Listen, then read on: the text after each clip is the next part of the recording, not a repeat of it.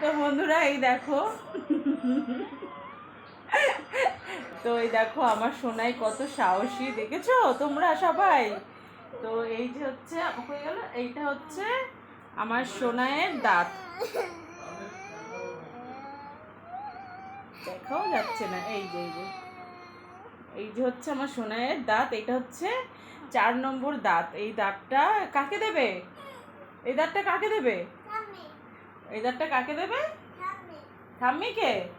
আচ্ছা, তো আমার সোনার একটা দাঁতের একটা অনেক বড় গল্প আছে, গল্পটা হচ্ছে এটাই। এইটা হচ্ছে আমার সোনার 4 নম্বর দাঁত। তো প্রথম নাম্বারের দাঁতটা আমি নিয়েছি, ওইটা আমার পার্সে থাকে। আর দ্বিতীয় দাঁতটা ওইটা আমার মেয়ের ব্যাগে থাকে, ওইটা আমার মেয়ে নিয়েছে।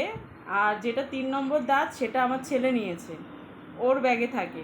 আর এইটা হচ্ছে 4 নম্বর দাঁত, এইটা ওর ঠাম্মির ব্যাগে থাকবে। তো এরকমই মানে ওর এক একটা দাঁত, আগে আমরা দাঁত ভাঙলে ইঁদুরের গর্ত খুঁজতাম যে ইঁদুরের গর্ত দেবো। আর এখন তো ইঁদুরের গর্ত সচরাচর দেখা যায় না, তো ইঁদুরের গর্ত এখানে নেইও। তো যাই হোক, তো আমরা কি করে এইটা হচ্ছে যেটা এই দাঁতটা ফেলার আগে দেখালো, এটা হচ্ছে পাকু পেয়েছে, পাকু ইঁদুরের গর্ত। ও আচ্ছা, ওটা পাকু নিয়েছে।